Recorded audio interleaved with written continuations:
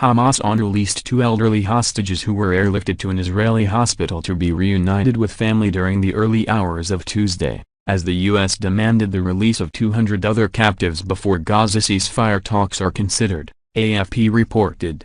Early on Tuesday, a military helicopter brought freed hostages Nurit Cooper, aged 79, and Yoshev Lifshitz, aged 85, to a medical center in Tel Aviv. Their release comes days after two other women American citizens were freed. The Ofkel Center in Tel Aviv. Their release comes days after two other women American citizens were freed. The office of Israel's Prime Minister said Cooper and Lifshitz would receive medical treatment and be reunited with family. The women were wheeled into the facility on a stretcher and wheelchair, as relatives gathered nearby, while Hamas released Cooper and Lifshitz on Monday citing compelling humanitarian reasons. After mediation by Qatar and Egypt, Israelis have been holding demonstrations in Tel Aviv, calling for a ceasefire with the release of all hostages. Lifshitz recounted being bundled onto the back of a motorbike and stolen away to Gaza. They loaded me on a motorcycle sideways so I wouldn't fall, with one terrorist holding me from the front and the other from behind, she told local media. They crossed the border fence into the Gaza Strip, and at first they held me in the town of Abzin, which is nearby. After that, I don't know where I was taken. U.S. general who fought Daesh appointed to advise IDF.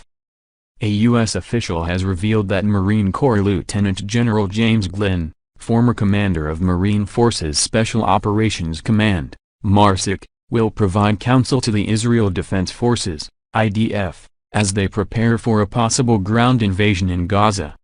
With extensive experience, including commanding MARSOC and combat experience in Iraq, Glynn is expected to offer advice on the big picture surrounding the Gaza conflict. The U.S. official believes that Glynn's expertise will help lead the IDF's efforts to recruit and retain new Marines. However, the National Security Council spokesperson, John Kirby, did not confirm Glynn's position when asked about his role in advising the Israelis but instead stated that the Biden administration had sent a few relevant military officers to Israel.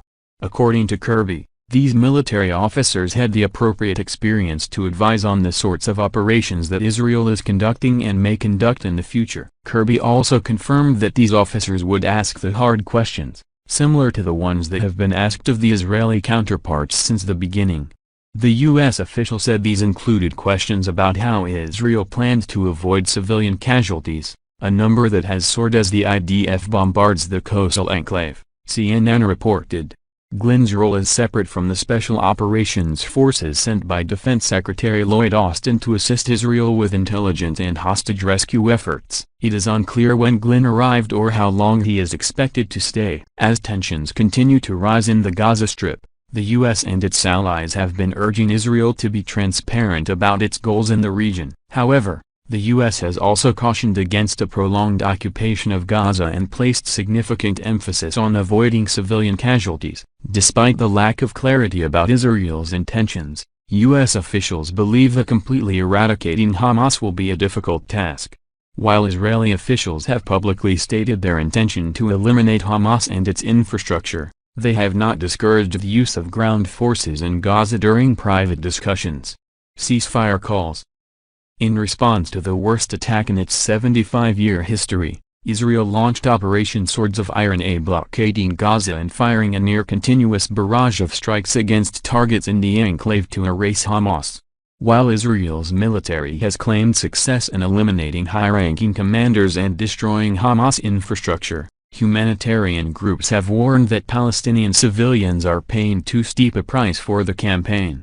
Hamas fighters stormed into Israel from the Gaza Strip on October 7 and killed at least 1,400 people, mostly civilians, according to Israeli officials.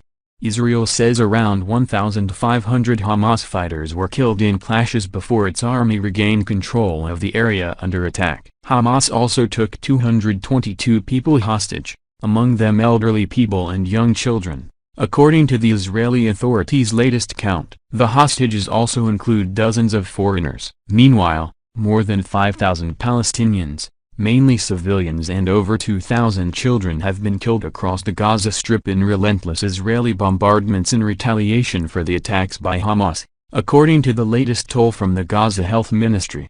Thousands of buildings have been leveled and more than 1 million people are believed to have been displaced in the besieged territory. Gaza City resident Min Abu Shamla was among the tens of thousands who heeded an Israeli warning to flee to South Gaza. Despite the move, he told AFP that his pregnant wife, their 3-year-old son and 9-year-old daughter were killed in an Israeli airstrike on Rafah in southern Gaza. "They put my son's shattered body in a blue bag," he said, sobbing. Across Gaza, water, food and other basic supplies are running out. Only a trickle of aid is being allowed to cross into Gaza from Egypt. A few dozen trucks carrying food, medicine and water have entered Gaza since a U.S. brokered deal entered into operation on Saturday. The United Nations estimates about 100 trucks are needed every day. UN Rights Chief Volker Turk on Monday called for an immediate humanitarian ceasefire to relieve the suffering and allow the delivery of aid. But that suggestion was immediately slapped down by U.S. President Joe Biden, who said any discussions about a ceasefire could only take place if Hamas frees all the hostages. "We should have those hostages released and then we can talk," Biden said when asked if he would support a hostages for ceasefire deal. Unending Israeli bombardment on Gaza facing mounting public pressure, Israel has shown little sign of slowing its offensive. On Monday the Israeli military said it had hit over 320 military targets overnight, some of the most intense bombing of the war to date. A 19-year-old Israeli soldier was killed and 3 others wounded during a ground operation to dismantle terror infrastructure and locate missing persons and bodies.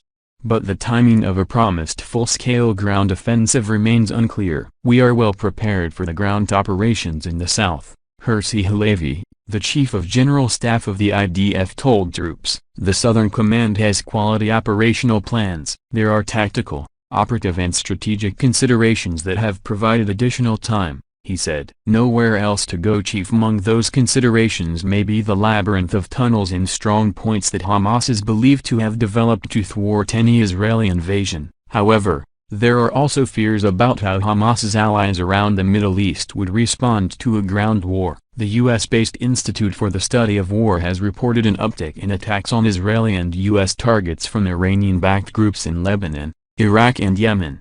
There are daily cross-border clashes between Israel and Lebanon's Iran-backed Hezbollah militant group. At least 41 people have been killed in Lebanon, according to AFP, including at least 4 civilians and a Reuters journalist. 4 people have been killed in Israel, including 3 soldiers and a civilian. The pace of evacuations has increased on both sides of the border, with the UN saying nearly 20,000 people had fled villages in South Lebanon as the fighting rages. Israel has also ordered the evacuation of thousands of people from a string of communities near its northern border. But not everyone has left, with some such as 62-year-old peach farmer Moshe Didish, refusing to go. "I'd be lying if I said I wasn't afraid, but I have to stay here," he told AFP.